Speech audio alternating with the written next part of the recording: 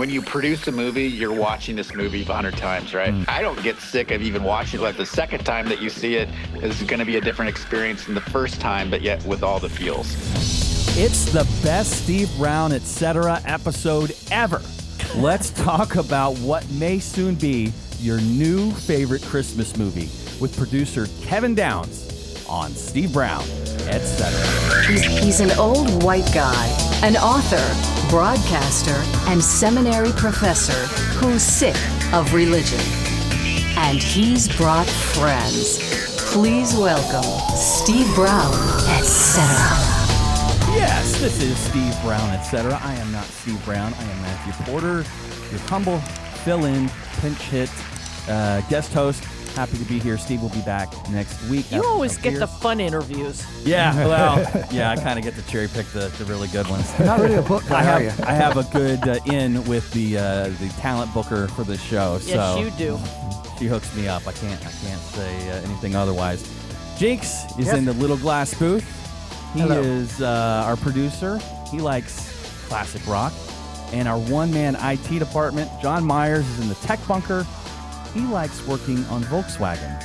So if you think about it, they're both into the Beatles. Oh, Matthew.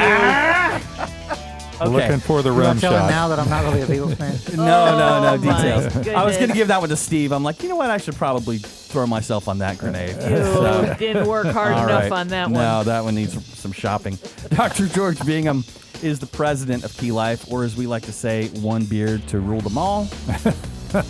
And Kathy Wyatt is the soft, feminine side of the program who you hear groaning. We don't love Kathy more when she bakes stuff for us, but we certainly don't love her any less. So We could test that in the future. Oh, gosh. You know what? Get to the interview. I do want to get to the good interview. stuff. Let's get to good what stuff. you're here for. We have a dynamite show for you today. I've looked at the show prep. I'm going to stick around for the whole thing. We have Kevin Downs with us, returning with us. Kevin Downs is a writer, director, producer, and actor whose career spans more than 3 decades. Early in his career, he produced a critically acclaimed film starring Academy Award-winner Mira Sorvino. More recently, Kevin partnered with filmmakers Jon and Andrew Erwin to form Kingdom Story Company. Both of those fellas have hung out with us a handful. Jon only once, but Andrew is a Couple repeat times, yeah. offender. He called us pirates one time, and it may be my favorite compliment for this show. I Good one, yeah, he likes us, I think. Kingdom Story Company is where Kevin serves as CEO, and Kevin's latest movie has just opened in theaters, and it is called The Best Christmas Pageant Ever. Kevin, welcome. Thanks for joining us. You know, I don't think you're really that old as the intro kind of describes you. So, you know, Yes. I know it's not you, but, you know, I'm just saying. Yes. I'm a future old white guy. Some mornings I feel it more than others. Wannabe. He is getting a little grayer after being here for a few years. It is. I got a little, man. Little Still got gray his hair, around the though. muzzle. That's it. That's it. Graying at the temples. Kevin, you have put together. Always good to be with the Pirates. I Yes, gotta say. I know we're good. We're with like-minded individuals. You know, I see some parallels between the characters in this film and us a little bit. Unfortunately, Absolutely. yes. A little You, bit literally, rough. you guys are the Herdmans. You Yes. should just put Herdman in your name box. Yes. And, literally, that's it. You guys are. In fact, praise- who smokes the cigars? What I want to know is who smokes the cigars. Is it Kathy? Not at work. What a title, the Herdmans of Christian The Radio. Herdmans. Yeah, let's make the promos. The Herdmans of Christian Talk. Gosh. My Oh gosh. man, yeah. It doesn't surprise me that you cast of characters have put together a remake of this terrific movie. Tell me, I don't want to assume anybody's familiar with this story, so let us know a little bit about what is the story about. Yeah, no, it's the best Christmas pageant ever, best-selling book that I think came out in like the early 70s, a long time ago. And what's funny is this has been a dream of the director, Dallas Jenkins, who, of course, is the creator of The Chosen, which is a huge hit. and a lifetime dream to be able to make this book into a film. And really, I mean, in a nutshell, it's about these sort of cast of characters that descend upon, or that live in this small town, that descend upon this church's Christmas pageant and decide to take it over. And what happens is these crusty citizens of this town end up learning what the true meaning of Christmas is through the most unlikely of characters, which is kind of like you guys. I mean, literally, it's exactly like you guys. I think we've made a connection here. This is, you've given me a lot to think about, Kevin. Oh, man. So, yeah, I same thing. Like, I knew it was a book. My wife, she goes, I love the book. And I always get to make my favorite joke where, like, like when she says, our kids should read Harry Potter, I'm like, did they make books out of those movies? Well, that's terrific. Good for them. I mean, it works for the Bible, it works for Lord of the Rings. It's all good. So yeah. I asked Mother Internet, what was the lineage of this thing? So apparently, it started as, if what I read was correct, like a series, published in McCall's magazine. I know you guys are a big fan of McCall's. It was a short story in McCall's magazine, and then the book. And then the book, and I think there was a really old TV movie a long time ago. Yeah.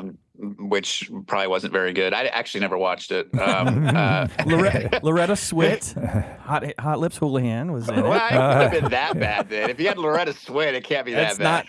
Not, Was she the one smoking the cigar in There that you go. version? Yeah. I'm guessing no. I'm guessing she was the mom of all this. Okay.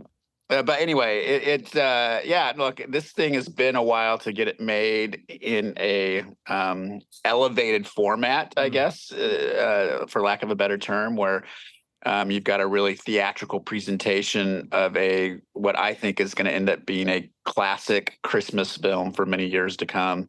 And we haven't had one of those in a while. I mean, really, it's been decades. I mean, you see a lot of Christmas movies on TV, whether it be Lifetime or Hallmark or whatever. But as far as in theaters, it's very rare to have sort of the family Christmas movie. I mean, there's kind of the offshoot ones that come out every year that are either PG-13 or R or whatever. But as far as a good, wholesome family film, and this one based on a very popular piece of intellectual property, it's a very unique thing. And the movie turned out really great. So proud of it. Oh, my goodness. It makes you laugh. It makes you cry. It makes you feel good.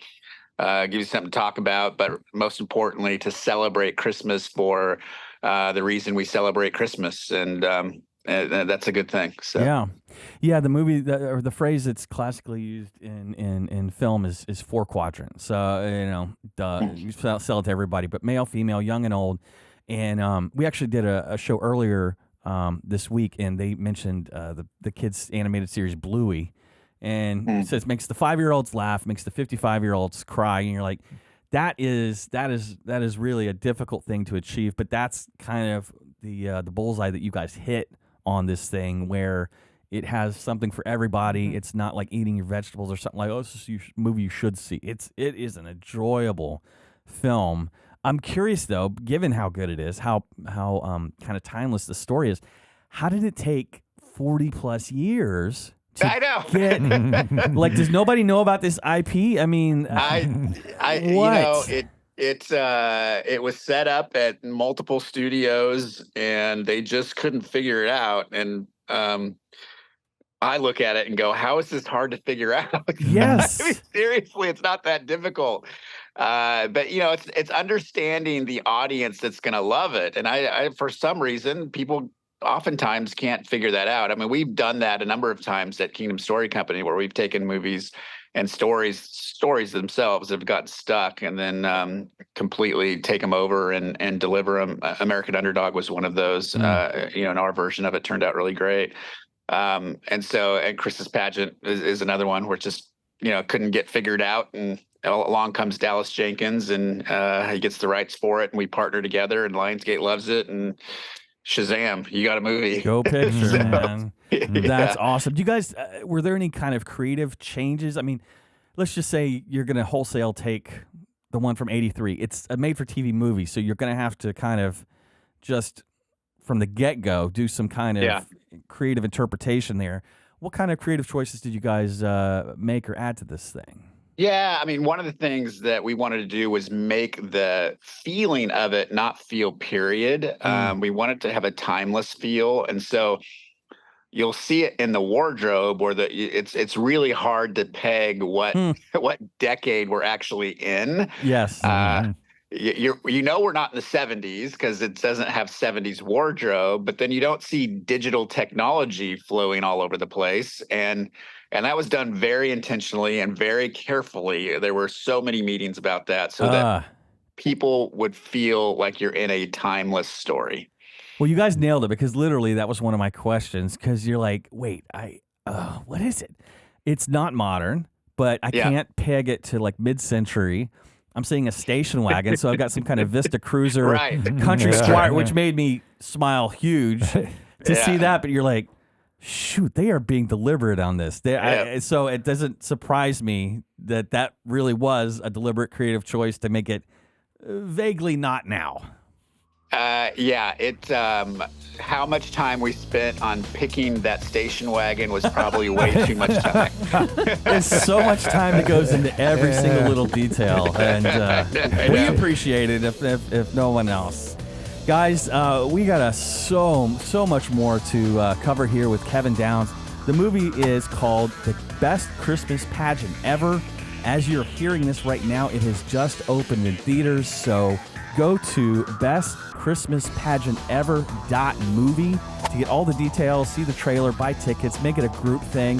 When we come back on the other side of the break, we're going to shake down Kevin for some inside stories, some behind-the-scenes stuff about shooting the movie and the cast.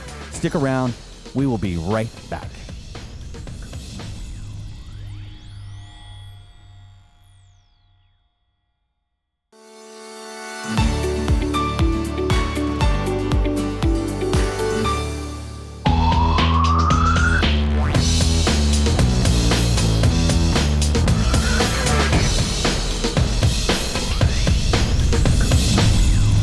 Thanks for joining us on Steve Brown, etc.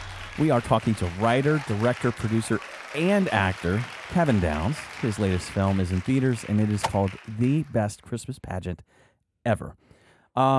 We talked before about the lineage of this thing. It starts as a little short story, and then it's a book, and then it's been plays here, there, and everywhere. It endures and transcends kind of the medium, but any good story, any story is it rises and falls on the talent that you bring to bear on to bring the story to life. And you guys kind of hit it out of the park on this one. In no particular order, you have Judy Greer, who honestly is somebody who, like, I've been seeing her in movies forever and have not put together that's who this is. I mean, she's been in everything, and she's really kind of the emotional heart of the movie in a lot of ways. Pete Holmes, who I've been a fan of his stand-up forever, funny guy. And Lauren Graham, who, if I'm being honest, I've been smitten with her since Gilmore Girls. I think everybody has. Talk a little bit about the cast and how you brought these people together. Yeah, no, look, we wanted, it really ended up being a dream cast. I mean, we wanted people that would relate to kind of our core audience, which is, women over 30 for the most part. So Lauren Graham and Judy Greer do a good job of that. But then also the guys, I didn't realize when we cast Pete Holmes how many guys like sort of secretly love that dude and his humor and his comedy. I was like, oh my goodness, he's got quite the following. Yeah. He's such a funny guy, and even more so in person. Usually stand-up comics kind of, I've worked with a number of them, and usually they're, to be a stand-up comic, you've got to be able to turn it on and very outgoing and boisterous and this and that. And what I love about Pete is he's the quietest, meekest man I've ever met. It's so great. It's a good point. Usually they got to be like, Robin Williams, which I know this is sacrilege. Right. A little Robin Williams goes a long way for me, and and he's like, how about if I just serve the role? And he's just this affable dad and husband. and he did just dynamite in this thing. Yeah, no, he really did, because you feel like that's a role that you want to understand him, and then there's a moment that you everything leads up to his moment, right? Yeah, Which you guys know what that is, and if you're not feeling for him in that sort of humble way, then it's not necessarily going to translate. And he did such a great job, because when we get to that moment, Yes. without giving it away, you're literally going, "This is the best dad ever." I mean, he's the best dad ever. He really is. And you see it in the eyes of the expressions from Judy to our young actress, playing Grace.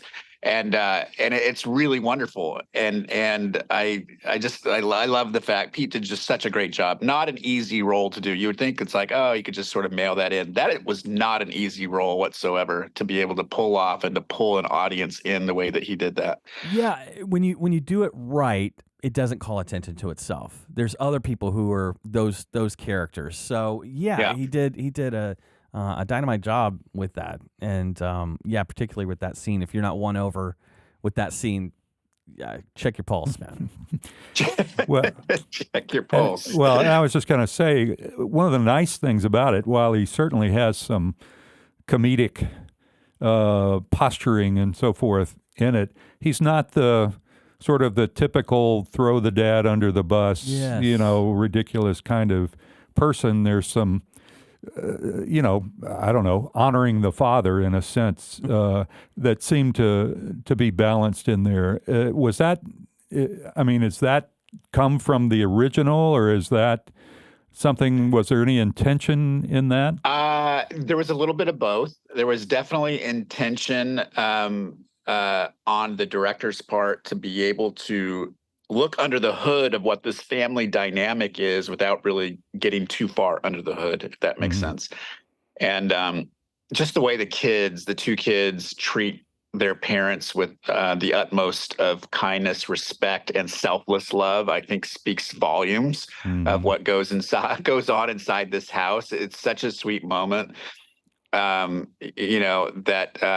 our little Beth she's so adorable, and I absolutely love her, and it was just how she loves her mom so much, and how that plays out in her moments throughout the film was something that was very intentional. We labored over finding the right little actress to do that, and Molly does such a great job. She's actually on record. She's actually, you guys can Google this, she is the youngest person to ever give a TED Talk. At 7 years old, wow. Molly Wright gave a TED Talk, which will blow your mind. Wow. 7-year-old. That's and great. So, and that was one of the things that helped us decide how to cast her. She's a little bit older now, not much, but a little bit. And we're like, okay, she has such a presence for her to be able to do that in a way and just command the room was so interesting to us. She works a lot. So literally she went from a movie that was shooting down in New Zealand, and her last day of filming, she was on a plane that night to us up in Canada. And I think she started filming about 4 days later with us. And she's off on another movie in England right now. I just heard from her mom, and a very, very talented young lady that does such a great job in giving that sort of meek, humble performance that she had to have to be able to express.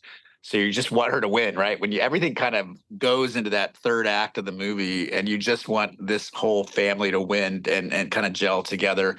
And again, Dallas did a great job in guiding that process and guiding the actors. So very intentional to be able to film it the way that he filmed it, not only the look, but also the camera movement, which was very intentional on his part. There was a lot of discussion that went into that. Like, wait a minute, are we sure? Because this could end up being a little stale, and then we do not want that. And he pulled it off. I mean, I'm so proud of the movie. The movie just really resonates really well for, like you guys said, all ages, not just young. But the biggest surprise is adults are going into it, enjoying it because there's something for them. They're not just chewing on glass, sitting through a kid's movie.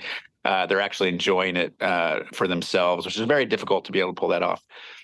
Yeah, indeed, and so we talked about this. It's comedy, but also dramatic. Some just absolutely powerful dramatic moments, and it's sweet. It's such a balancing act. It's sweet without being maudlin or without being saccharine. Without sweet. being saccharine. Yeah, that is difficult because nobody wants that. Nobody wants just like forced sentimentality. And you guys have so many what I call earned emotional moments. It's powerful and you're feeling it, but it's not. Just there's a deftness to it. There's a comfortableness and experience in storytelling. And we are talking to the film's producer, Kevin Downs, the best Christmas pageant ever. On the other side of the break, we're going to talk a little bit about what the movie has to say a little bit more. So stick around, and we will be right back.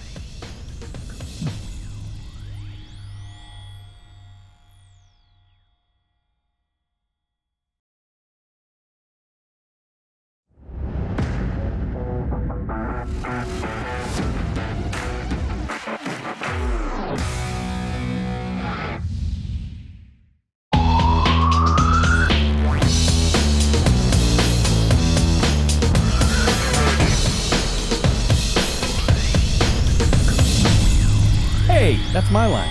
You're listening to Steve Brown, etc., and we're hanging out with writer, director, producer, and actor Kevin Downs. Keep up with his work at kingdomstorycompany.com, on Twitter at Kevin Downs. I'll be honest, there's not a lot happening on that Twitter channel. I think Kevin's been busy with other things lately. So, but now you know. You never know. Follow him, and maybe he'll drop a little media person. Drop fired. a little breadcrumb here and there for us. After today, he might jump It's gonna over blow there. up. I think Kevin's career is At finally Matthew going to start Porter. turning around. And most important, That's hilarious. best Christmas pageant ever movie. That's the main thing that you need to check out. We've been talking about said movie, and it's set at some time in the past, mid-century-ish, but nothing too buttonholed.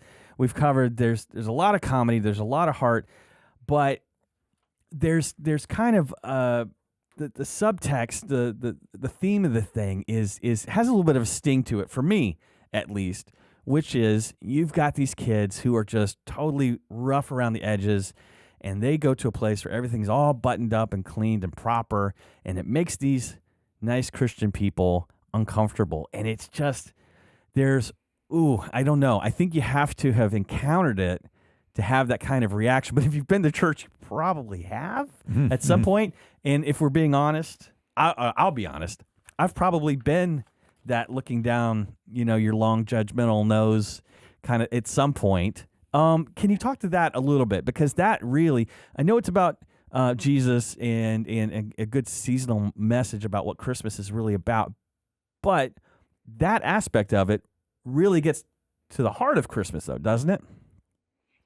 Yeah, no, it's always when you can effectively in the filmmaking medium figure out ways to laugh at yourself and make it somewhat organic and true, then it doesn't feel offensive. And certainly, all of the almost hypocrisy that we kind of go through within the church because we're flawed people. Some of those things kind of come out within the citizens of this town. But the point of that is not necessarily to make fun of any of the individuals, but it's for us to not judge a book by its cover, which is with the Herdman children. Look, if I was in the same situation, I'm pretty sure I would judge the book by its cover. I'm sure I would. Whether I would do it to the extent that the citizens of this town do, I don't know. But they do. And I just think the beautiful redemption when the story gets flipped on its head, when they realize, oh my goodness, these kids actually do have a heart. They actually do want to do the right thing, and they want to love people.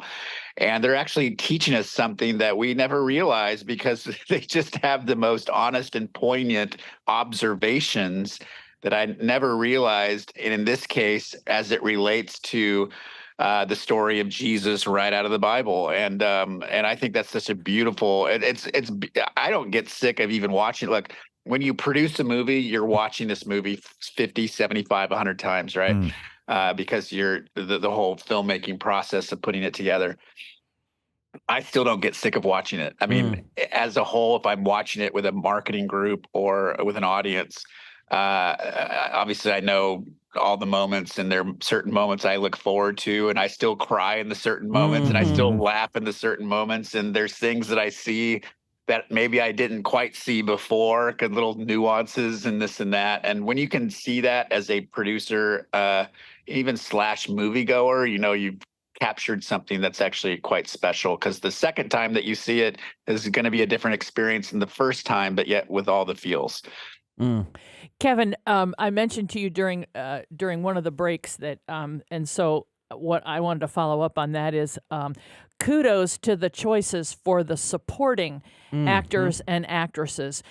In some spots, all you got was an expression on a face. There were no words or anything, and with some of them, like the snooty mama of the child that always played Mary in the past, and the lady who had always been the director. And I mean, some of them obviously were just priceless in the way they, pulled off their responsibilities as far as their character they were playing. But even as the camera was panning across the congregation at, during the actual pageant, without giving away anything, there were some just, it's not just the issue of can you cry on cue or can you smile on cue. There were just genuine, absolutely looks that I can remember seeing on people's faces in the church where I grew up, and so kudos to all of those choices, because they were not only were the principal actors and actresses great, but those supporting people, I got so tickled with them. There were just several of them that I just thought were absolutely marvelous. No, thank you. Yeah, I mean, that was the point, was to try and have them be relatable and have you feel the way that you felt when you watched them. Like, I know somebody just like that. Yep. Oh, man. And we haven't even gotten to the kids yet. Yeah, I know. The kids, we got to talk about them a little bit more. Such a dynamite cast and well put together, well crafted and evolved story. It's a classic, but it's been updated and done really well. And again, the name of the film is The Best Christmas Pageant Ever, and we are hanging out with the film's producer, Kevin Downs. If you like classic, like we talked about earlier, timeless annual must-watch movies like Christmas Story, or even the old TV series The Wonder Years, I promise you are going to dig the vibe of this film. A little bit more to talk about on the other side of the break with Kevin, and we will do that. You are listening to Steve Brown, etc., and we will see you in moments.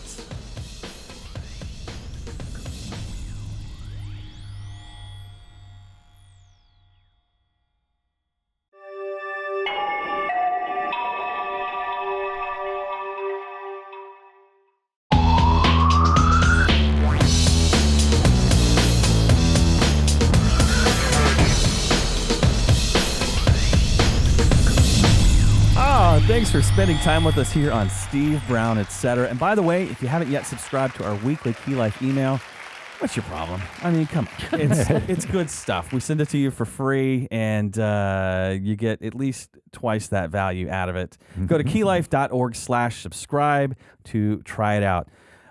We have been talking with Kevin Downs, but speaking of pinch hitting, I don't know if it's an upgrade or just a substitution. We went out to the mound. We have Andy Erwin with us. Oh my goodness, we haven't seen you in a little bit. How are you, man? I know you're looking at me and saying, "Man, Kevin got remarkably younger." So much better looking. Good. I'm in the office next door, and he grabs me and puts me and sits me on the couch and says, "Talk," and I don't even know what I'm doing. So that's awesome. I'm fully prepared for this. Well, listen, that's how we roll. I would say we're going to talk about the movie, but you can't just with you guys say the movie anymore, because There's Kingdom too many Story of them. Company has just kind of exploded into a constellation of these dynamite feature films, and the one we have been talking to Kevin about is the best Christmas pageant ever. Yeah. And it's not half bad, man. Congratulations. It's not that bad. That's a rousing endorsement. I appreciate that. Like, it's all right. It's good. Yeah, it's all right. No, Okay. we've But actually. yeah, you've seen it. Yeah, we've seen it, and we've been just kind of gushing over it for the last 45 minutes. Yeah. What a terrific picture you guys have done. Man, it's been cool. Like the fact that Lionsgate's just doubled down on our audience. And it said, so for us to have 4 films releasing, they've released this year, this will be the 4th, and every single one of them is absolutely fantastic. And I didn't direct a single one of them, and they're really good. So like to work with Dallas Jenkins at the height of his game, coming off The Chosen, he takes a hard right turn here with this classic Christmas comedy that I think is going to be in the vein of Christmas Story and Elf, but that has the gospel clear in it. So man, it's a privilege to be able to get to tell stories for a living and to have a company that pays for it. It doesn't hurt. It doesn't hurt. So is this your first story that you guys have done that's not based on a true story, or is this it's like the first revamp of an existing movie? This feels like a first of its kind for you guys. It's a bunch of firsts. It's a bunch of firsts. I mean, I think we've delved into a little bit of comedy and a little bit of fictional stories early in our career. But since Woodlawn, we've been kind of exclusively kind of true story dramas is kind of been our bread and butter. But the thing that was really exciting is we wanted Kingdom to be a platform that once it was built, we allowed it to expand to other people's voices. And, you know, for me, I'm a true story guy. That's what I do. But we've got these amazing properties, that this being one of the first, that are fictional, and they're, you know, this whimsical kind of fairy tale like story that allows us to kind of allow the audience to have some variety. So this will be the first of many that will begin to delve into fictional stuff. There's a couple that I'm dying to announce because they're big titles. Kevin said you could tell us. It's just the 5 of them. I mean, it's like somebody, Just promise to come back and leak it here first. No consequences. I will to link that. it here. I've gotten in trouble in the past by saying, "Oh, this is a scoop," and then all of a sudden the publicist blows me up. I'm like, "I'm sorry, I'm a dumb filmmaker." Oh my goodness! But good stuff coming. Love it. So for you got something. I just have to ask this one question, because I just fell in love with Gladys, as I'm sure everybody else did. We haven't really talked much about the kids. I need to know, did you black out those teeth? Did she actually lose them before filming? She lost them we just had her pull them right out. You want the part or not? Talk Big about gap commitment. in her front teeth that is all her. You know, like, that she came in with the lisp and everything. That tiny little munchkin, you know, but I tell you what, when she, and we don't want to give away too much because we want everybody to go and see it, but that one scene where that's what you see and she's not being very nice is like, I would be terrified if I ran into that child. Yeah. So great. She is a force of nature, and she steals the show. Oh man, the show. Gosh, so good. Any favorite scenes or any favorite stories about in the process of making this film? Well, it was funny because the parents are played by the amazing Judy Greer and then comedian Pete Holmes, and their chemistry was so funny because they bickered like a old married couple on set, and Judy would get like, "I'm done. I'm going to my trailer. I'm done. I can't stand you anymore." She'd go in and kind of close the door, and then Pete would knock on the door, and he's like, "Hey, you want to go for a walk?" She's like, "Yeah, I can't get over you. It's fine." and so it was like they were just had this hilarious chemistry and just riffed off each other really well. It's a great cast, and just the kid actors. I think one of my favorite moments was, you know, their last day on set. Kevin had arranged for a Santa Claus to show up on set with bringing them Christmas presents. And they went from being actors to just being kids and just big eyes and getting their presents. It was amazing. That's amazing. Well, that's so cool. Yeah, and I mean, talk a little more about some of the other kid actors and bringing them together.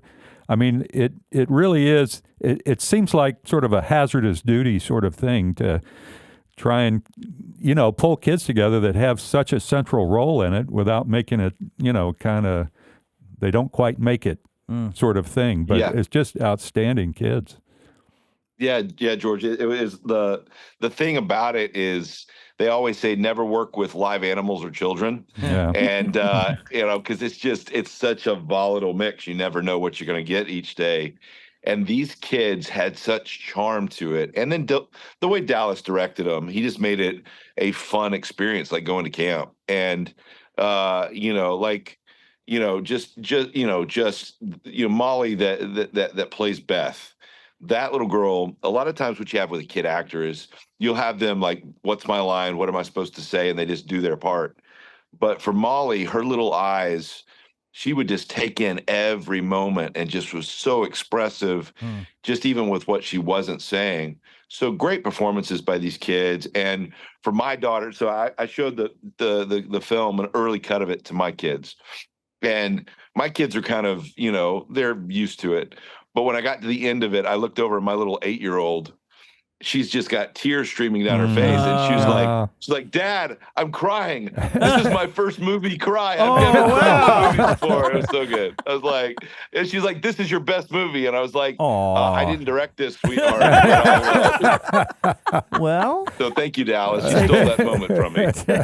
Take whatever conclusions you want, Dad. Tough crowd. Wow. So That's great. Do you have any favorite Christmas films apart from this one?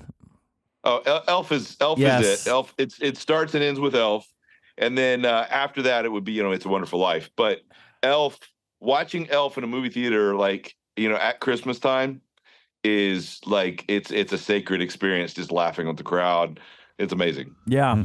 Well, we talked about it at the top of the show with Kevin. You guys were aiming to create kind of that movie that is worthy of being in that pantheon of annual must-see films, and that is Select Company with Elf, with Christmas Story, just these films that somehow capture that special something that make them a movie you have to watch every single year. And I'm not exaggerating when I tell you that this is going to be one of those films. The guys have done the work to make a terrific story.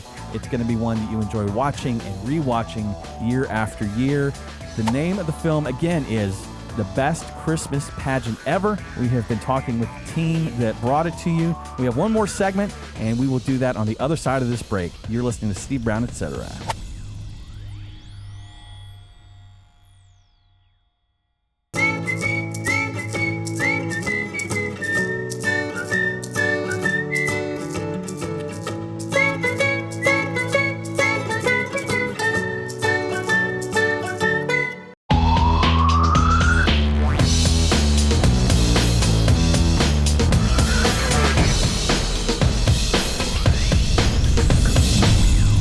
Thanks for spending an hour with us here on Steve Brown, etc. And in case you didn't know, Key Life has added a new podcast called Simply Sermons. Full disclosure, Steve doesn't read this promo very often. I put it in front of him, and whether it's just he doesn't see it or he did, honestly, my take is it's essentially him saying, hey, you guys should listen to the podcast that has my sermons. But here's the thing. You should listen to the podcast with Steve's sermons because he is really good. God has called him to preaching and teaching the Bible, and he does it in a winsome and approachable way. A lot of stories, a lot of laughs, a lot of self-deprecating humor, and that's what's on Simply Sermons. It's all full sermons, no interruptions, no commercials, no anything. You can check it out at keylife.com. No, excuse me, let's get the right website. Keylife.org. I could do this. Buy all these websites. You're good. We're going to You're fix good. this later. Keylife.org/Simply Sermons, or find it on your favorite podcast platform. How fun was that show? So cool. With we even had a Cameo? a special cameo, a guest appearance by Andy, who did not disappoint. Oh, what did you guys think about the movie? I mean, we talked about it, but any favorite aspects or any other favorite Christmas movies that you guys have to watch every year?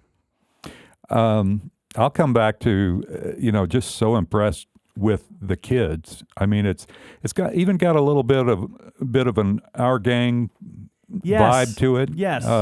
But definitely, sort of classic Christmas scenes and hijinks. Yes. To go with it. Yeah. They Talking to me? hijinks. Yeah. Oh, I get it now. Ba-dum. Right? Oh, you've been I working. live, even without I live for lunch. those moments. It all comes together. Kathy, you didn't like the movie, right? Oh, I loved the movie. I thought it was great. Scrappy kids. Scrappy kids and great scenes. Obviously it comes to that culminating point, which we can't give away, but you got to go and see it with one of them. Gonna see it tonight. It's just a great flick. I could We tell. laughed, we cried, it became part of us. Yes. Yes, there you go. Well, I knew the tears were coming. I'm like, oh, here we go. We're rounding the corner. And like, yep, there it is. Yeah, there it is. Oh, there's all the tears. I mean, and it was, Your eyes were sweating. yeah, eyes are sweating. I don't have a problem admitting it. I cry. I cry. I don't only cry in movies. I don't cry when I hit my hammer on my finger. No, but that's where you that's something else. head it out. Yeah. Yeah. Kathy, who's joining us next week? Next week, we have as our guest Bob Hiller, and his book is titled Finding Christ in the Straw. And no, it's not a Christmas story about the baby Jesus in the manger. And that's all I'm going to tell you. Oh, a little teaser. You'll have to come back and find out. Those of you who went to seminary may already know where that reference is coming from, or maybe you don't. So you have to tune in to find out. So join us again next week. And as always, until then, be safe, stay dangerous.